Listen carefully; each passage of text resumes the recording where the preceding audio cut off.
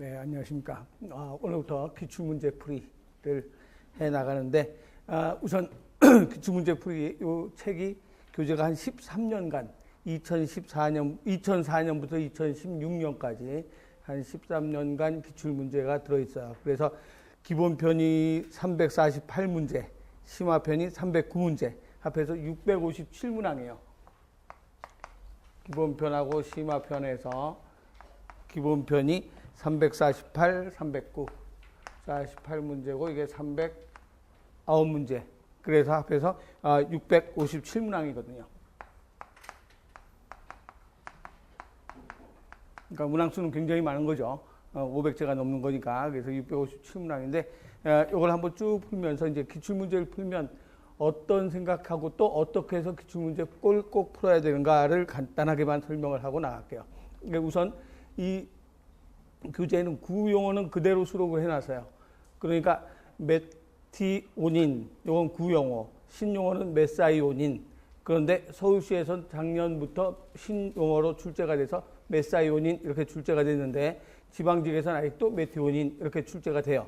그래서 구용어를 그냥 해놔서 여러분들이 우리 기본편 공부하면서 신용어만 계속 배우다가 갑자기 구용어가 나오면 당황할 것 같아서 다른 것들은 뭐 거의 비슷비슷한데 말이집, 수초 이런 건 당황하잖아요. 우리가 말이집으로 계속 배워왔는데 수초라고 나오니까. 그런데 말이집만은 아직도 서울시에서도 2016년도에 말이집이라고 안 나오고 수초라고 나왔거든요.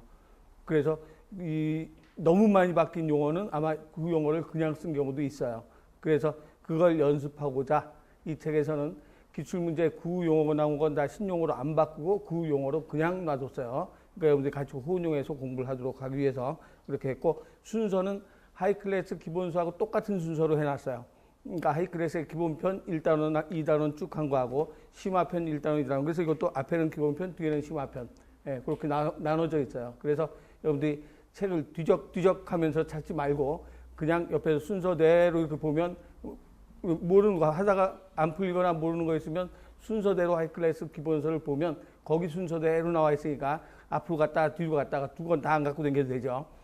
기본편 할 땐 기본편만 갖고 다니면 되고 심화편 할 땐 심화편만 갖고 다니면 되고, 그래서 참고로 찾아보라고 순서대로 해놨어요. 그렇지만 이제 이거 끝나고 2달 동안 기출문제 풀이 끝나고 단원별 문제 풀이를 하거든요. 그때는 기본 심화가 뒤죽박죽 섞여 있어요. 무슨 말이냐면 우리가 1단원도 분자와 세포는 기본편에도 1단원 있고 심화편에도 1단원 있잖아요. 그걸 섞어서 그냥 1단원 이렇게 돼서 기본 심화 합해가지고 묶어가지고 1단원, 또 유전학도 마찬가지. 기본에도 유전학 있고 심화에도 유전학 있는데 이걸 합쳐서 그냥 2단원 이렇게 해서 이제 단원별 문제 풀이할 때는 묶어서 해놓고, 그 다음에 모의고사 문제 풀이할 때는 물론 모의고사같이 1번부터 20번까지 무작위로 해서 여러분들이 이제 앞에 하면 뒤에 까먹고 뒤에 하면 앞에 까먹고 중간에 하면 앞뒤 까먹고 막 이렇게 되기 때문에 전반적으로 쭉 해서 모의고사 문제 풀이를 돌려야 되고 그런 식으로 해서 이제 문제 풀이는 해나갈 예정이에요. 그리고 여기에 선다 보면 오지선다도 있고 사지선다도 있거든요. 그래서 2014년까지 서울시는 오지선다였었어요. 근데 2014년 5년부터 2015, 2016 여기서부터 이제 사지선다로 바뀌었어요. 그래서 오지선다로 나온 건 왜 그런가 그러면 서울시에서 한 2014년까지 오지선다로 나왔다 이렇게 생각하면 돼요. 그리고 우리가 기출문제를 푸는 요령은, 기출문제를 왜 공부하는가 그러면 제일 먼저 기출문제가 바로 또 기출되는 경우가 한두 가지가 아니에요. 굉장히 많아요. 그래서 계속 기출문제라고 해서 이건 나왔으니까 이제 안 나오겠지. 아니에요. 작년 나왔는데 올해 바로 나올 수도 있어요. 그래서 무수히 많은데 그중에서 예를 들어서 몇 가지만 한번 볼게요. 우리 책에 107쪽 한번 보면 107쪽에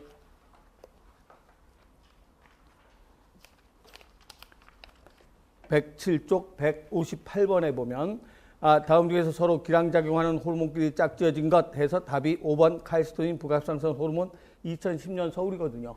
그런데 그 다음 페이지에 보면 159번에 또 기량작용해서 번호까지 안 틀리고 답까지 5번이 돼서 부각상선 칼시토닌 해서 2012년도에 서울에 나왔거든요.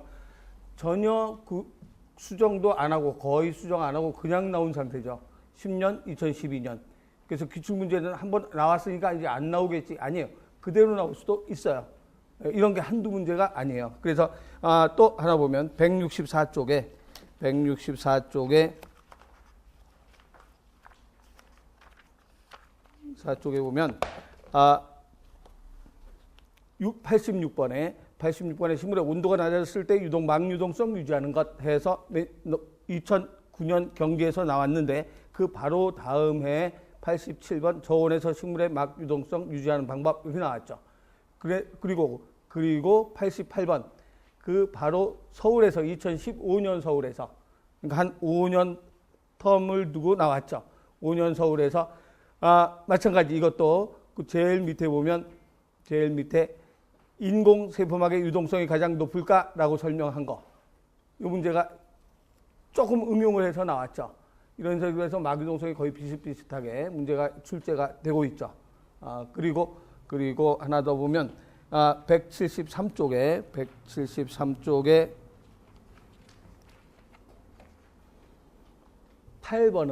8번부터 DNA가 유전 물질이라는 증거 이게 2005년부터 나오기 시작했죠.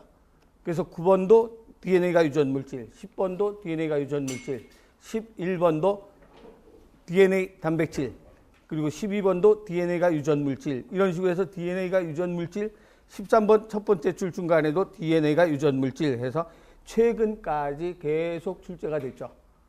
그래서 한 번 나온 게 계속 반복해서 출제가 돼요. 그래서 여러분들이 이 기출문제라 그래서 기출문제는 한 번 나오면 안 나오나 보다 아니고 계속 같은 비슷한 문제가 출제된다는 걸 이 문제 예상해 놓고 그다음에 문제가 일반적으로 유행되는 문제가 있어요. 한번 전혀 안 나왔었는데 어떤 게 딱 나오면 그다음부터 그게 본물 터듯이 계속 터져 나오는 거.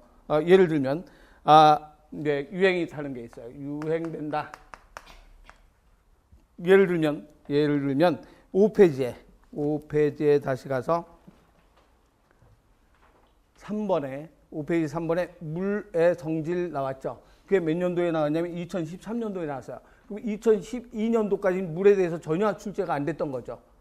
분자와 세포에서 분자에 대해서는 거의 출제가 안 됐어요. 쉽게 얘기해서 우리 생물 하는 사람이 제일 싫어하는 건 생화학이잖아요. 뭐 분자 구조 막 찾는 거. 그 생화학이 거의 출제가 안 됐거든요. 그런데 2013년도에 생화학에서 물 정도 한번 출연하더니 그 다음부터 계속 2014년 4번 문제도 서울에서 물, 2015년 경기에서도 물, 그리고 6번에 가로 안에 들어갈 것 2016년 울산에서도 물이라고 나왔죠.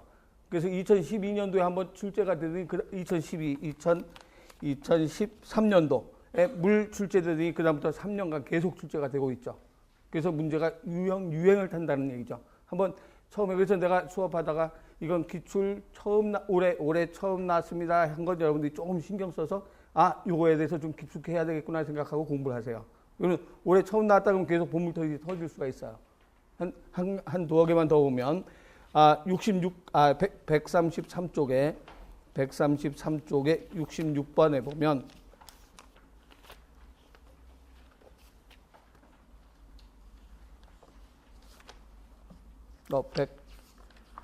166번 133이 아니고 159쪽이네요. 159쪽에 158쪽에 66번 158쪽에 66번에 C4 식물 나왔죠. C4 식물이 2007년에 나오기 시작했거든요. 2007년 그 전에 안 나오고 C4 식물 쭉 나왔다가 그 다음부터 계속 나온 게 C4 식물 언제까지 나왔는가 그러면 71번에 2012년 서울까지 C4 식물이 계속 나왔다가 2012년부터 16년까지는 C4 식물이 전혀 안 나왔어요. 그럼 뜸하죠. 뜸했다가 한 4, 5년 뜸했다가 또 튕겨 나오는 수가 있어요. 그래서 내가 연도를 적어 놓은 거는 이때 나왔구나. 그러면 나온 지 좀 됐구나. 그럼 또 나올 확률이 있구나. 이런 생각해 가면서 공부를 하고 그 다음에 최근에 가장 유행을 탄 문제가 제2전령자.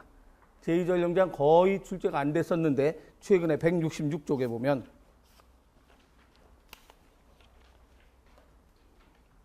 (166쪽에) 92번 이게 세포 간의 소통에 관여하는 물질 이게 제2전령이거든요. 그럼 제2전령에 대한 문제가 2014년 불과 2년 전에 경기에서 출제가 되기 시작을 했죠. 경기에서 처음 살짝 운을 띄었어요. 제2전령에 대한 제2전령이라는 말 안 나오고 살짝 운을 띄웠어요. 그런데 그 다음에 보니까 2014년 경북에서 뭐 나왔는가 하면 제2차 전달자라고 나와 있죠. 그게 2014년부터 나온 거예요. 2년밖에 안 됐어요. 근데 2년밖에 안 됐는데 문제는 굉장히 많이 나왔죠. 94번도 2015년 경기에서 제2전달자, 제2전령. 그리고 95번에 서울에서 제2전령 아주 지독하게 어렵게 나왔죠. 그래서 2015년도죠. 그 다음에 2015년도 경기에서 마찬가지 제2전령자에 대한 얘기가 96번 출제가 됐고, 그 다음 2016년도에 97번. 그것도 제2전령에 관한 문제죠. 제2전령, 제1전령, 제2전령에 관한 그 문제예요. 그래서 이게 출제된 게 2014년도부터 출제된 게 하나, 둘, 셋, 넷, 다섯, 여섯 문제가 2년 사이에 출제가 된 거예요. 그러니까 전국적으로 계속 나온 거죠. 경기, 서울, 경북 이렇게 해서. 그래서 한번 2014년 이전에는 제2전령이라는 말이 7급에서도 거의 출제가 안 됐었거든요. 그런데 제2전령이라는 말이 경기에서 살짝 한번 보이더니 계속 출제가 되고 있고, 그래서 문제가 한번 나오면 본문 터진다 이렇게 생각을 하고, 한번 처음 출제했다라고 내가 수업하다가 얘기하면 그런 생각해가면서 그걸 깊숙이 공부를 하세요. 그렇게 하고, 그 다음에 선택지 문제 볼 때 선택지를 볼 때 이거는 답을 맞췄어요. 이게 답이구나 하면 그 다음 답만 보고 나머지는 안 보고 가면 안 되고, 이게 나중에 뭘로 출제가 되는가, 문제로 출제가 되거든요. 이건 내가 수업하면서 기본반 수업하면서도 계속 얘기했던 거예요. 선택지가 문제로 오니까 선택지 소홀히 하지 말고 그냥 넘어가면 안 된다고 기본반부터 계속 얘기했던 게, 그것도 예를 들면 191쪽에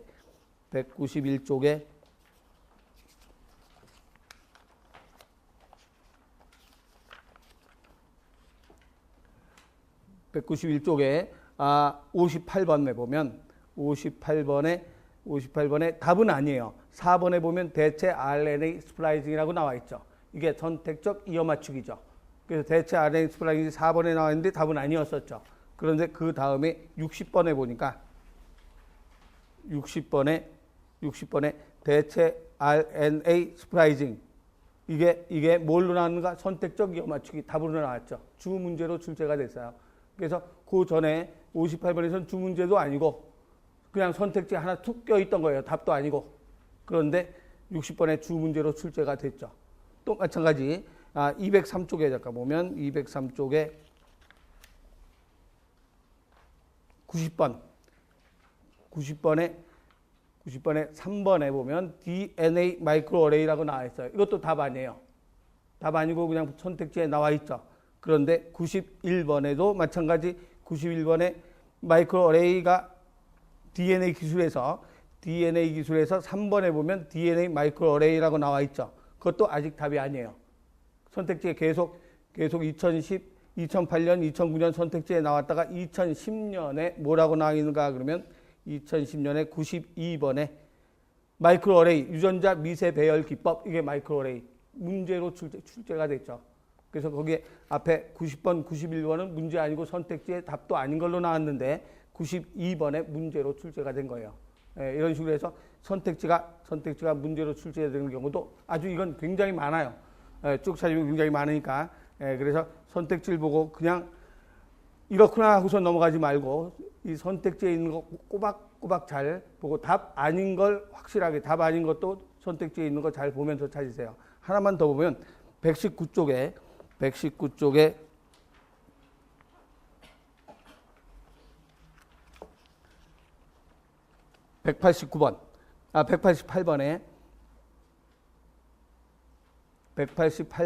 4번 포자식물은 체세포 분열을 통해서 배우자를 만든다. 이거는 기본편에 있는 게 아니고 우리 교재의 심화편에 있거든요.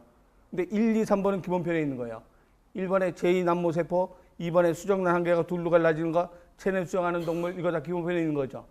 기본편에 있는 거니까 답만 찾고 4번 찾으려니까 심화책도 안 가져오고 귀찮고 하니까 그냥 넘어갈 수도 있죠. 그냥 넘어갈 수도 있어요. 이건 심화편이고 요 단어 있는 게 저 뒤에 있거든요. 그냥 넘어가자, 그냥 그렇겠지 하고서 넘어가면 나중에 어떤 결과가 나타나는가 그러면 225쪽에 17번에 보면 225쪽에 17번 3번에 배우체가 체세포 분열을 통해서 배우자 만든다. 똑같은 문항이죠. 그 앞에 거하고 똑같은 문항이에요. 그게 답이에요. 근데 그때 문제 이 틀린 틀린 오답률이 가장 높았던 게 17번 문제였었어요. 오답률이 아주 높았었어요. 근데 그 앞에서 앞에 188번에 2010년 서울에서 나왔던 기출문제 조금만 자세히 봤으면 오답률 전혀 없고 그건 맞는 거잖아요.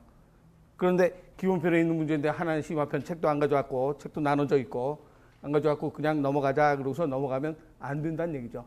자세히 본 사람은 2015년 서울에서 나왔던 17번 문제 오답률 굉장히 높은 건데 질문대가 Q&A도 질문이 굉장히 많이 들어왔던 거거든요. 그런데 그게 바로 똑같은 걸로 답으로 나왔잖아요.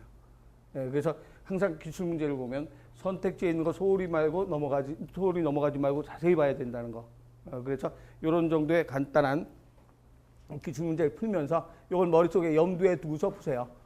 지금 이제 이 시간 한 15분 정도를 내가 할애해서 이런 얘기를 하는 이유는 그냥 기출문제라 그래서 그냥 막 풀고 요거 보고 답 하지 말고 나중에 2번 풀면 답 외워요. 답 외우는데 나머지 선택지를 좀 봐가면서 풀면서 공부를 하세요. 이렇게 하면 되니까. 네, 그럼 이 정도로 이제 서론을 마치고 들어갑시다. 제일 먼저 1번부터 해나갑시다. 1번에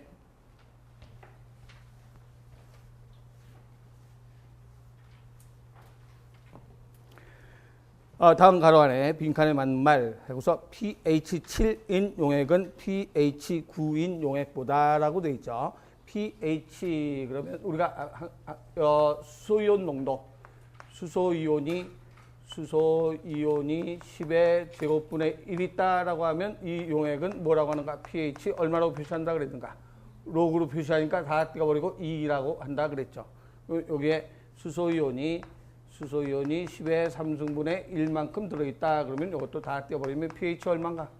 3. 그래서 pH 1 차이는 얼마 차이 나는가?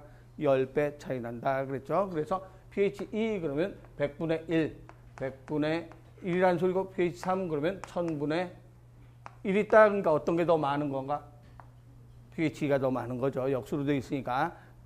그래서 몇 배 차이 나는가? 10배 더 많다. 2가 3보다 10배 더 많다. 그럼 pH 2 차이 나면 몇 배가 되는가?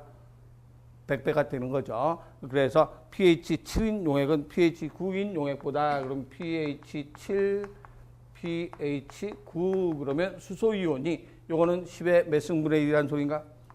그렇죠. 수소이온이 10의 7승분의 1이란 얘기고 요거는 수소이온이 10의 9승분의 1이란 얘기가 되는 거니까 누가 더 많은 건가? 이게 더 많은 거죠.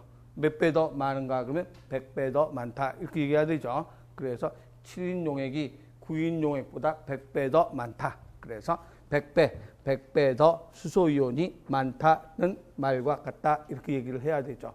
그래서 수소이온과 OH 이온의 곱은 얼마가 되는가? 10에? 그렇죠. 14승분의 1이다. 이렇게 얘기를 하죠. 그래서 만약에 혹시 OH 나올지 모르니까 찾아보면 pH가 0, 2, 3, 7, 9 이렇게 해서 찾아보면 14. 그러면 이 말은 무슨 뜻인가? 그러면 수소이온이 얼마 있다는 소린가?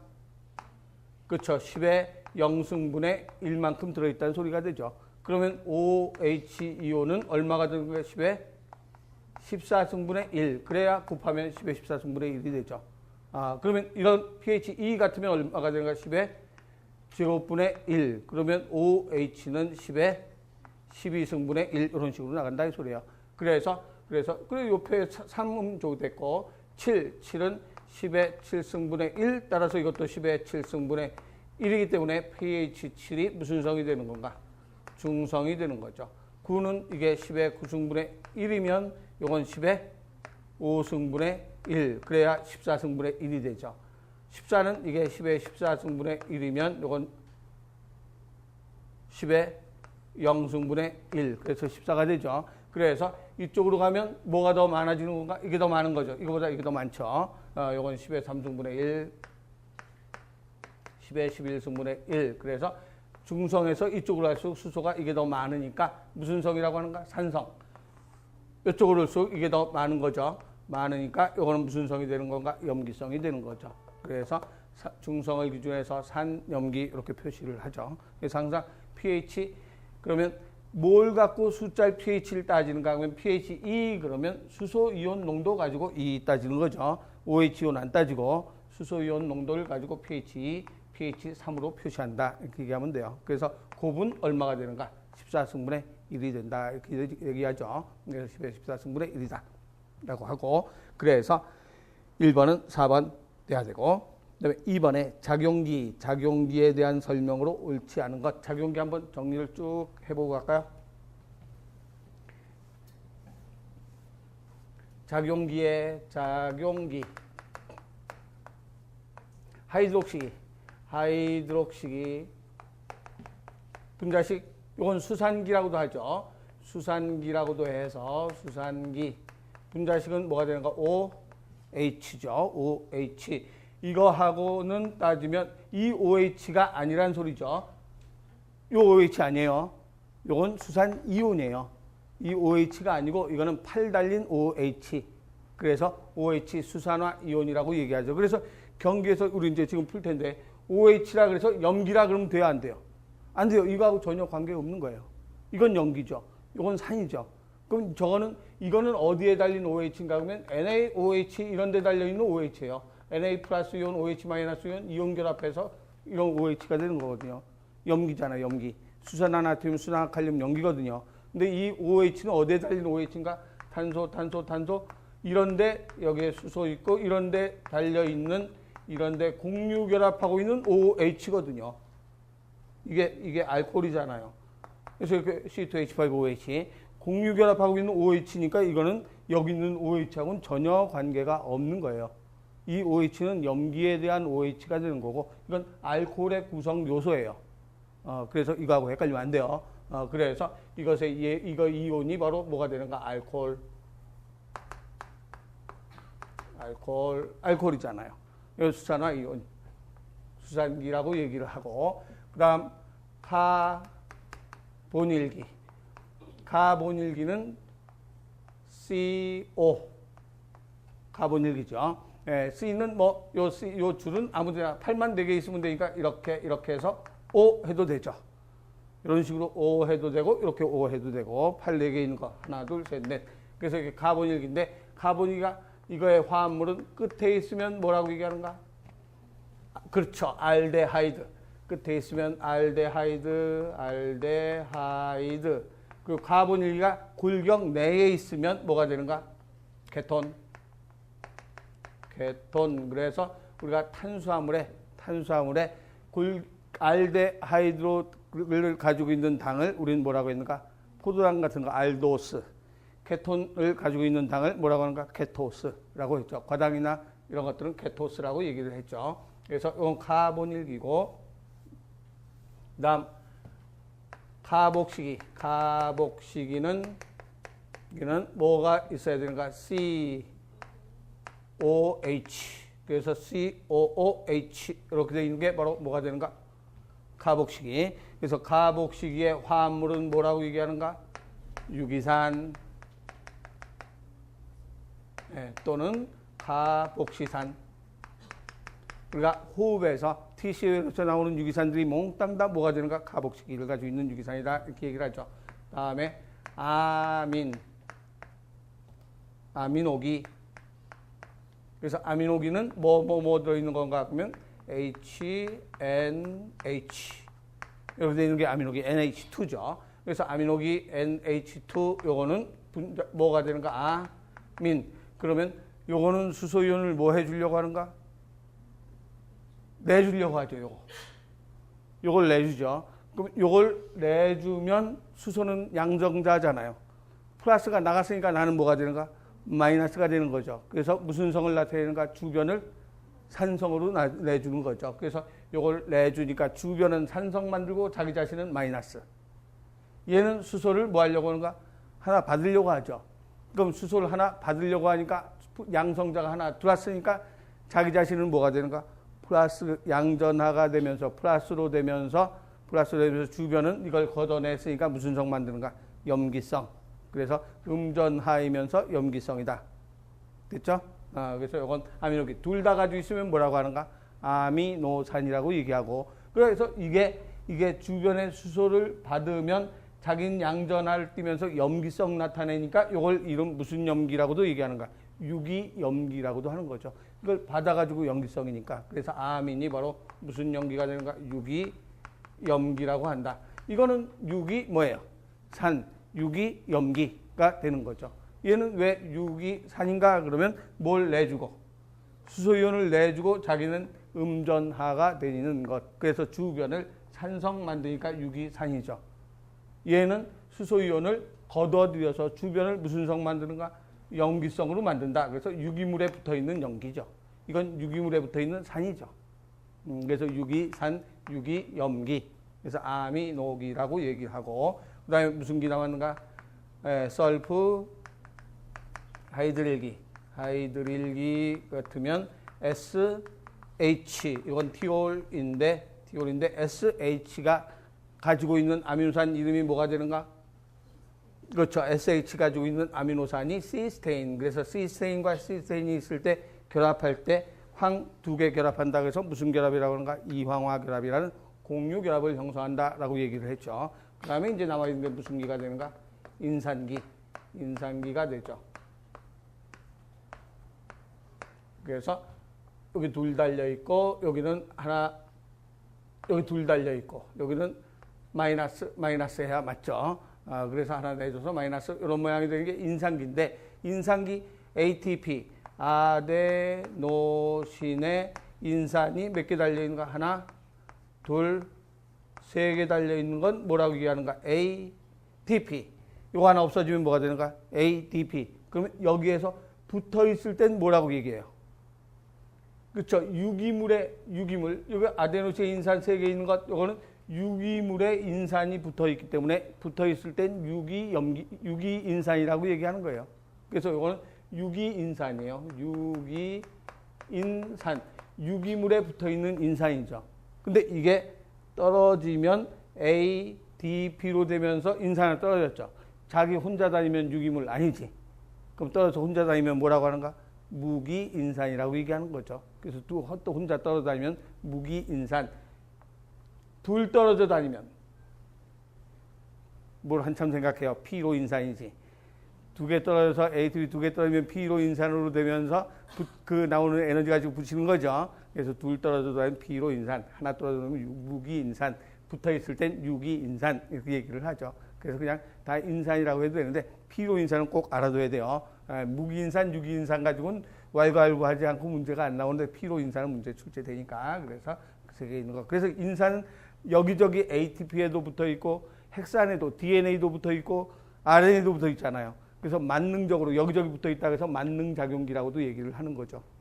그래서 이게 작용기가 되는데 그러면 여기서 그래서 1번 수산기는 유기염기를 만든다. 그래서 수산기가 이거죠. 유기염기를 만든다. 이걸 문제 출제한 사람도 요게 HOH, pH에서 나오는 HOH라고 생각을 많이 하기 때문에 낚시용으로 문제가 나온 거죠. 그렇죠? 그래서 요 수산기는 유기염기를 만든다? 아니죠. 유기물에 붙어 있는 염기는 어떤 게 유기염기인가? 그렇죠. 아미노기가 유기염기가 되는 거죠. 수산기가 아니고 아미노기가 유기염기, 카복식은 유기산, 산염기. 예, 그래서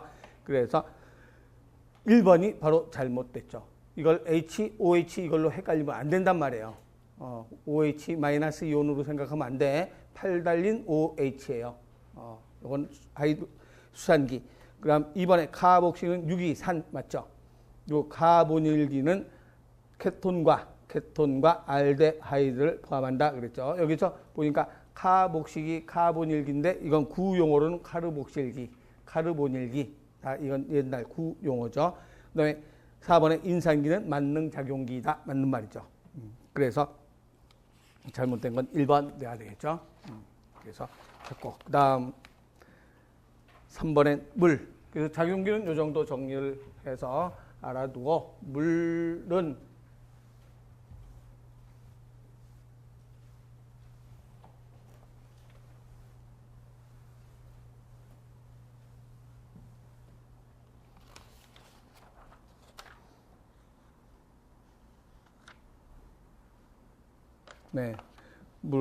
여기 보니까 우리가 지금 배우는 게 어떤 거에 대해서 배우는 건가? 그러면 분자와 세포 배우는 거잖아요.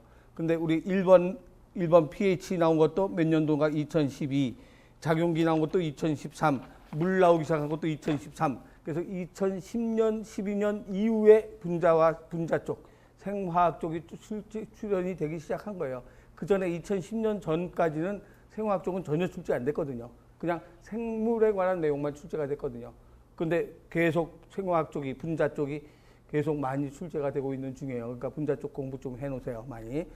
3번에 물에 대한 성질로 옳지 않은 것은 어떤 것인가? 그럼 물은 OH. 이건 무슨 결합인가? 공유결합. 물 분자 안에서는 공유결합이죠. 공유결합인데 전기금속도는 누가 강해요? 그렇죠. O. 전기금속도가 강한가 대표적인 세 가지가 FON이라고 했잖아요. 전기금속도가 강하니까 물 분자에 있는 전자를 계속 끌어다니죠. 그럼 전기금속도가 약하니까 전자가 끌려서 뺏기죠. 그러니까 여기는 약간의 무슨 전하를 띠게 되는가? 음전하의 성질을 띠고 있게 되고, 이건 전자가 일로 몰려가니까 양성자만 이쪽에 나타나서 양전하를 띠게 되죠. 그래서 산소는 무슨 전하인가?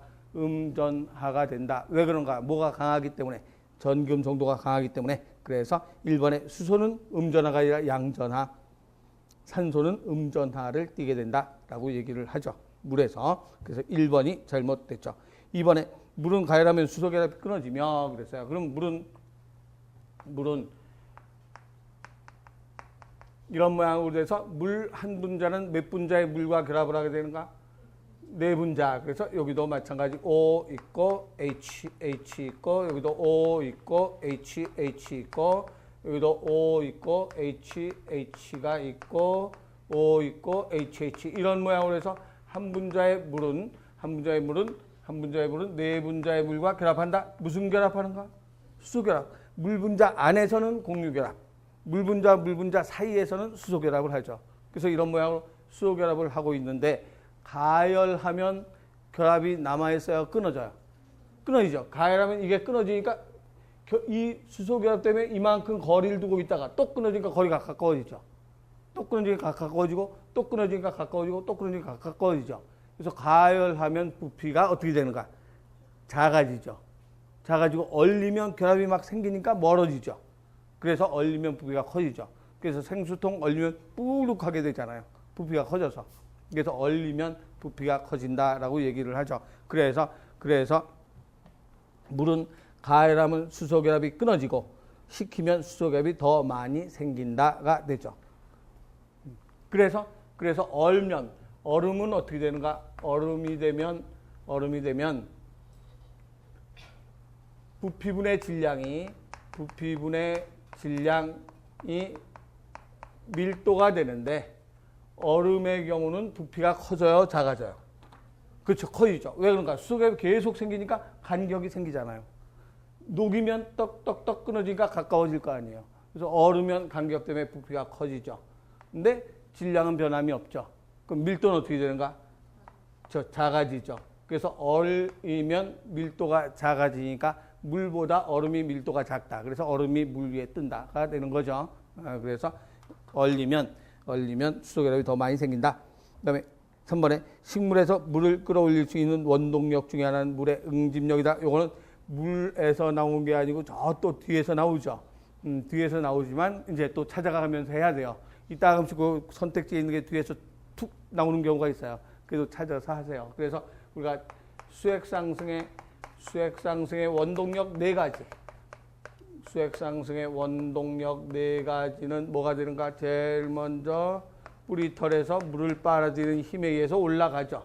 그걸 뿌리 앞, 다른 말로 뿌리 근자를 써서 근압이다 라고 하고, 여기까지 물이 올라오면 물관 통해서 올라가야 되는데, 요만큼 올라갈 수 있는, 가느다란 관을 통해서 올라갈 수 있는 요 힘을 우리는 무슨 현상이라고 하는가?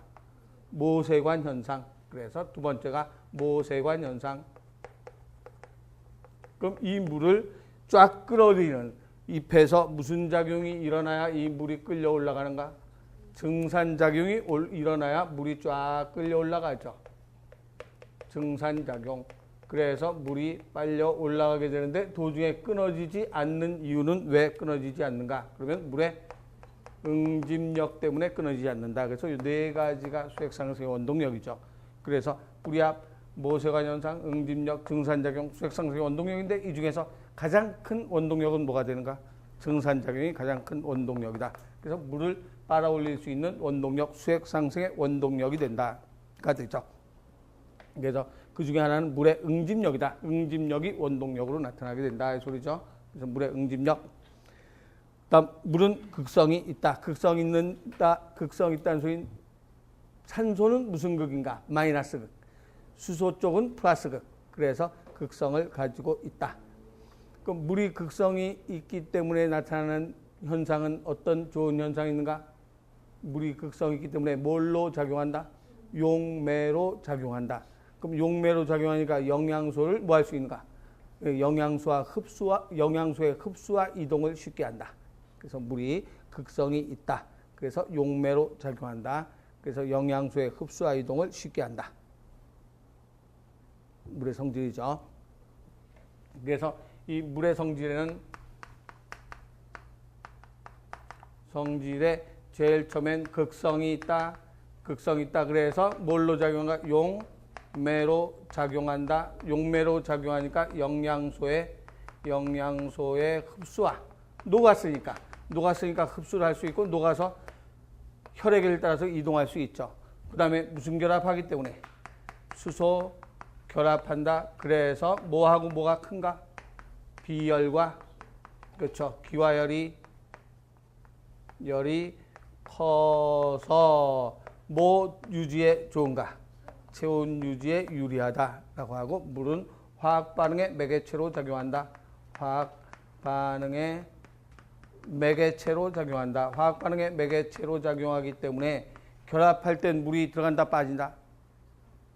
결합할 때는 물이 그쵸. 우리가 외울 때 어떻게 외우라 그랬는가? 탈수 축합 결합할 땐 물이 빠진다. 그럼 분해될 땐 가수분해 물이 들어간다. 그래서 결합할 때 물 들어간다 빠진다 이렇게 외우면 헷갈려서 못해요. 그러니까 탈수 축합 가수분해 이렇게 외우는 게 제일 빨라요. 탈수 축합 합할 때는 물이 빠진다. 분해될 때는 물이 들어간다. 이렇게 외우는 게 제일 빠르죠. 그래서 탈수 축합 가수분해 이렇게 해서 단어로 용어로 알아두는 게 좋죠. 탈수 축합 가수분해 이게 물의 성질 이러한 성질을 가지고 있다라고 얘기를 하죠. 그래서 극성 때문에 수소결합 화학 반응의 매개체가 된다. 그래서 3번은 답이 1번 돼야 되고, 그다음 4번엔 이제 지금까지 한 걸 이제 쭉 그 다음에 바로 나왔던 거죠. 그 다음에 2014년도에 서울에서 경기에서 나왔던 게 서울에서 출제가 됐는데 1번에 보면 얼음이 물 위에 뜨는 것 분자가 고체일 때보다 액체일 때 더 멀리 이동하기 때문이다라고 했죠. 그러면 고체일 때가 액체일 때보다 어떨 때? 얼면 더 멀리 이동하죠. 고체일 때가 더 멀리 이동하죠. 그럼 고체일 때가 액체보다 더 멀리 이동한다. 왜 그런가? 수소 결합하니까 이만큼 간격이 생기죠. 그래서 1번 그게 말이 고체일 때가 액체일 때보다 더 멀리 이동되기 때문이다. 그래서 1번 맞고, 이번에 물의 온도 상승폭은 매우 낮은 채로 열을 흡수한다. 이게 바로 한마디로 말하면 2번은 뭐가 크다는 말을 해놓은 건가? 비열이 크다는 말을 해놓은 거죠. 비열이 크다. 그다음에 3번 기화로 인한 냉각은 대량의 에너지를 먼저 증발시키는 물 분자 때문에 나타난다. 이것도 마찬가지. 무슨 열이 크다는 소린가? 기화열이 크다. 기화열이 크니까 땀을 흘려 너무 더울 때 땀을 흘리면 내 몸의 체온을 뺏어 갖고 가잖아요. 그래서 체온 조절을 할 수가 있다. 그다음 4번에 물은 우리 몸 안에 일반적인 용매이다. 뭐가 있기 때문인가? 극성이 있기 때문이다. 극성. 그다음 4번 공유결합으로 인해서 물은 특별히 높은 표면장력을 갖는다. 이럴 때 표면장력이라는 용어가 우리가 이제 정확하게 얘기하면 생물에 대한 용어는 아니거든요. 네, 그런데 우선 1, 2, 3, 4번 확실히 이런 문제가 갑자기 표면장력이라는 문제가 갑자기 나오면 1, 2, 3, 4번 확실히 맞는 거 알잖아요. 그러면 5번이 잘못된 거죠. 그러면 표면장력은 뭐 때문에 생기는 건가? 그 밑에 해설해 보면 표면장력은 뭘 때문에 생기는가 하면 중간쯤에 액체 분자 간의 인력 때문에 생기는 것이다. 표면장력은 액체 분자의 인력 때문에 생기는 것. 한마디로 표면장력이라는 말이 무슨 말인가 하면 표면을 그 옆에 보니까 표면을 작게 하려는 작용, 표면을 작게 하려는 작용이다. 그래서 표면을 작게 하려는 작용으로 액체를 형성하는 물 분자끼리 서로 끌어다니는 인력 때문에 생긴다. 그럼 표면을 작게 하려면 네모나야 돼요? 동그라야 돼요? 그렇죠. 이런 표면하고 이게 표면이죠. 그런데 표면인데 이 모서리를 다 줄이면 어떻게 되는가? 면적이 더 작아지죠. 면적이 다 작아지죠. 면적이 더 작아지고 면적이 이렇게 작아지죠. 그럼 네모난 것보다 동그란 게 면적이 작죠. 그럼 물방울이 어떻게 맺혀요? 동그랗게 맺힌 물방울이 네모나게 맺힌 물방울 없잖아요. 그게 바로 표면 장력 때문에 그런 거예요.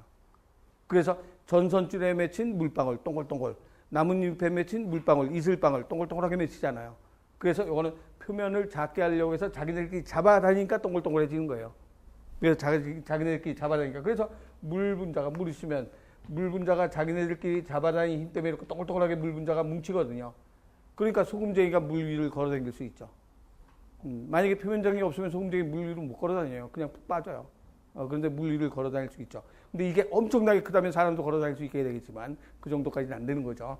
그래서 이런 표면장력은 물 분자끼리, 액체 분자끼리 잡아다니는 인력 때문에 생기는 것을 우리는 표면장력이라고 한다. 이렇게 얘기하죠. 그래서 잘못된 건 5번 돼야 되죠. 5번엔 다음 물에 대한 특성으로 옳은 것은 어떤 것인가? 그럼 물은 점성이 높아서 우리 몸의 각종 물질의 용매로 정의한다. 점성이 아니라 뭐가 있어서라고 해야 되는가? 극성. 점성이란 말은 끈끈한 성질이에요. 물은 끈끈하지 않잖아요. 그렇죠? 그래서 물은 끈끈하지 않은 점성 아니고 극성이 있어서. 그리고 2번은 비열이 작아서가 아니라 비열이 어때서라고 해야 될까? 커서 체온 유지에 적당하다라고 하고. 3번 기화열이 높아서 땀을 흘려서 열을 쉽게 식힐 수 있다. 맞는 말이죠. 3번이 맞고. 4번에 열 전도성이 낮아서 빨리 확산된다. 열 전도성이 낮아서 빨리 확산된다. 뭐가 틀렸어요? 그렇죠. 열 전도성이 낮아서 느리게 퍼지죠. 느리게. 우리가 뭐 생각하면 되냐면 냄비에다가 물을 끓이려고 해요. 누가 먼저 뜨거워져요? 냄비가 먼저 뜨거워지지 물은 빨리 안 뜨거워지잖아요. 그러면 금속 같은 건 열 전도성이 어떤가? 아주 높죠. 그러니까 열이 빨리 확산되죠. 그렇지만 물은 아직 냄비는 뜨거운데 물은 아직도 미지근하거든요. 그건 왜 그런가? 열 전도성이 낮아서 늦게 확산되기 때문에 그래요. 물이. 그래서 맞는 것 3번이 돼야 되죠. 6번은 다음 설명에 해당하는 생태 내 구성 분자 성분과 가로 안에 들어갈 용어 하면 생명체를 구성하는 성분 중에서 가장 많은 양을 차지하는 것은 물이다라고 하면 가장 많은 양, 생물체의 구성 성분 중에서 가장 많은 게 물 다음으로 가장 많은 게 단백질, 그 다음 많은 건 지질, 그 다음 많은 게 뭔가 그러면 무기염류하고 탄수화물 중에서 뭐가 더 많아요? 그렇죠. 무기염류가 더 많고 탄수화물이 가장 적죠. 탄수화물 가장 적다. 그래서 왜 가장 적은가? 탄수화물은 주로 뭘로 사용하기 때문인가? 에너지로 사용하기 때문에. 그래서 생체 내 가장 많은 성분을 차지하는 것은 물이다라고 하죠. 물. 그래서 혹시 문제에서 생체 내 유기물 중에서란 말이 단서가 붙으면 유기물 중에서 가장 많은 양을 차지하는 것 하면 뭐라고 해야 되는가? 그렇죠. 유기물 중에서 가장 많은 양을 차지하는 것 그러면 단백질이죠. 유기물 CH로 구성된 물질 유기물이잖아요. 물은 유기물이 아니고 무기물이죠. 여기서 유기물은 뭐가 유기물인가? 단백질, 지질, 탄수화물, 유기물이잖아요. 그래서 유기물 중에서라는 단서가 붙으면 단백질이에요. 그냥 아무 말도 없이 가장 많은 양 하면 물이고, 물. 그래서 생명체를 구성하는 성분 중에서 가장 많은 양을 차지하는 물질이다. 맞고, 그렇게 돼 있고. 네, 그러니까 여기서 이제 물이라는 건 금방 나오죠. 그 다음에 두 번째, 극성 물질로 분자 사이에 수소결합하고 있어 강한 응집력을 갖는다. 물. 그 다음에 물은 뭐가 높아서라고 돼 있는데 그 뒤에 보니까 체온이 쉽게 올라가거나 내려가는 것을 막아준다라고 하면 뭐가 높아서라는 소리인가? 비열이 높아서. 그래서 이거에 대한 설명은 물이고 가로 안에 들어갈 건 비열 4번 내야 되죠. 그래서 물, 비열. 7번엔 포도당의 베타1사 결합으로 그럼 베타1사 결합으로 되어 있다. 우리가 포도당에 뭐 있는가? 탄수화물에 단당류 하면 3탄당은 뭐 얘기하는가? 글리세르 알데하이드. 오탄당 하면 리보스, 디옥시 리보스, 디옥시 리보스. 리보스하고 분자식 같은 게 리블로스, 디옥시 리보스. 요거하고 분자식이 똑같이 이렇게 돼 있어요. 그런데 뭐가 다른가? 구조식이 달라요. 요건 뭘로 돼 있는가? 요건 CO가 끝에 있어요. 이게 끝에 있어요. 그럼 이게 끝에 있으면 이게 끝에 달려 있다라고 하면 요건 뭐가 되는 건가? 그렇죠. 알데하이드가 되는 거죠. 그리고 요거는 골격 내에 있어요. 그래서 요건 무슨 당인가? 케톤당이에요. 그래서 요건 알도스 케토스예요. 그래서 구조만 다르기 때문에 이성질체죠. 그래서 공유결합의 배열이 다르기 때문에 무슨 이성질체라고 하는가? 구조 이성질체라고 얘기하는 거죠. 그래서 구조 이성질체. 육탄당은 포도당, 과당, 갈락토스. 그래서 이 중에서 누구만 케토스인가? 그렇죠. 리블로스하고 과당 요것만 케토스예요. 케토스. 케톤당이에요. 케토스. 나머지는 다 뭐가 되는가? 알데하이드를 가지고 있는 알도스예요. 그래서 요것만 케토스. 나머지는 다 알도스. 그래서 알도스 여기 있는 거 알죠? 케토스 내에 있는 거. 그래서 탄소가 이렇게 탄소가 쭉 배열이 되어 있고 여기에 이렇게 되어 있으면 이렇게 되어 있는 게 있고 그다음에 탄소가 쭉 배열돼 있고 여기에 이렇게 되어 있는 것 이런 식으로 되어 있으면 이건 뭐가 되는 건가? 그러면 요게 알도스 요게 뭐가 되는가? 케토스 요거 두 가지. 그래서 단당류라고 얘기를 하고 그다음에 단당류가 모여서 몇 당류가 되는가? 2당류 하면 뭐가 2당류인가? 엿당, 젖당, 설탕. 엿당, 절당, 설탕 해서 엿당은 전부 다 공통적으로 나온 건 뭐가 공통인가? 포도당 있죠. 그리고 여기는 뭐가 되는가? 여포 이렇게 요라고 그랬고 요거는 젓가락이라고 했고 요거는 슈가 그랬죠. 그래서 과당. 다당류는 뭐가 있는가? 그러면 녹말에 뭐가 있는가? 아밀로스하고 아밀로 펙틴. 하고 녹말 또 글리코젠, 녹말 글리코젠, 그 다음에 그렇죠. 셀룰로즈는 섬유소 키틴이죠. 그런데 요 두 가지는 뭐 일사가 되는가? 알파 일사. 요건 뭐 일사인가? 베타 일사. 그런데 요 놈은 무슨 가지를 가지고 있는가? 곁가지는 알파 16. 어차피 알파 포도당이니까 다 알파죠. 알파 16이고 요 놈은 곁이라고는 말 빼고 그냥 각각이 뭘로 되어 있는가? 사슬로 되어 있다. 사슬로 되어 있는데 무슨 결합하는가? 나머지 몽땅 다 공유결합이죠. 그런데 사슬끼리의 결합은 포당 쭉 있는데 포당 쭉 있는데 이 포당과 이 포당 사이에 사슬끼리 결합 요거는 뭐가 되는가? 수소결합. 그래서 요거는 뭐 수소결합인가?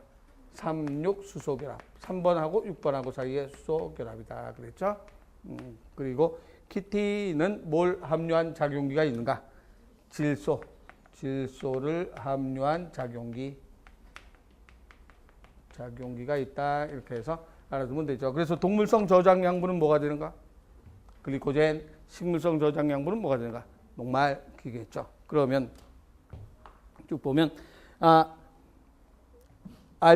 베타 일사니까 뭐 아니면 뭐가 되는가? 베타 일사라면 셀룰로즈 아니면 키틴이 되는 거죠. 그런데 셀룰로즈 아니면 키틴인데 여기에 질소를 포함한 작용기가 있는 다당류는 뭐가 되는가? 키틴 5번 돼야 되죠. 다음 8번은 탄수화물의 당류에 관한 설명을 중에서 옳은 것을 찾아라. 그러면 설탕은 단당류가 아니라 몇 당류가 되는가? 2당류, 포당 플러스 과당. 포당과 과당 2당류. 엿당은 포당과 과당이 결합한 게 아니라 포당과 포도당. 포당, 엿당. 포당과 과당은 이성질체이다. 포당은 뭘로 되어 있는가? 끝에 있으니까 알도스. 과당은 뭐가 되는가? 케토스. 이성질체이다. 그리고 녹말의 단량체는 뭐가 여러 개 결합한 건가? 포도당이 여러 개 결합한 거죠. 포당이 녹말이죠. 그래서 포당이 여러 개 결합한 것이다. 그래서 녹말의 단량체는 포도당이다라고 얘기해야 되죠. 얘들의 단량체는 다 포당이죠.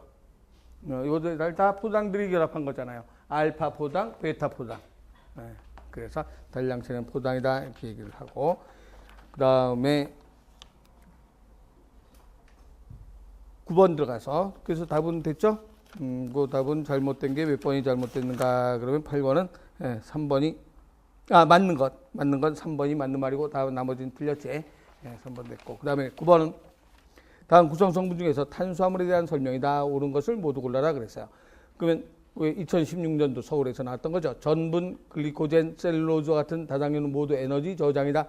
전분은 다른 말로 녹말이고, 글리코젠은 탄수화물의 다당류, 셀룰로즈. 그러면 여기서 전분, 녹말은 누구의 저장 양분인가? 식물, 글리코젠은 동물. 그렇지만 셀룰로즈는 섬유소는 셀룰로즈를 소화하는 효소는 사람한테는 없고, 그래서 셀룰로즈는 장애 운동만 활발하게 해주는 거죠. 그래서 기억번 틀렸고, 그다음 5탄당과 6탄당은 수용액 속에 주로 열린 사슬 구조를 취한다. 이 열린 이렇게 돼 있으면 포당이 이렇게, 요거 탄소죠.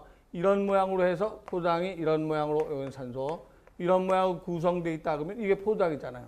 포당이 여러 개 결합한 거죠. 그러면 이런 모양, 이걸 다시 한번 보면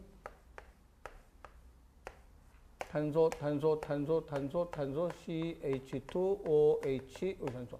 1번 탄소, 2번, 3번, 4번, 5번, 6번 이런 모양으로 되어 있잖아요. 그럼 이런 거는 무슨 모양이에요? 고리 모양이고 열려 있어요, 닫혀 있어요? 닫혀 있죠. 그래서 여기에 HOH, 여기도 HOH, 여기는 OHH고 HOH고 여기도 H. 이런 모양으로 OH 돼 있으면 무슨 포도당인가? OH 알파 포도당. 요게 뒤집어져서 OHH에서 바뀐 건 무슨 포도당인가? 베타 포도당이잖아요. 그래서 이런 모양으로 돼 있으면 닫힌 구조이고 고리 모양이라고 해요. 근데 이걸 열어놓으면 어떤 모양이 되는가? 이걸 열어놓으면 이런 모양이 되죠.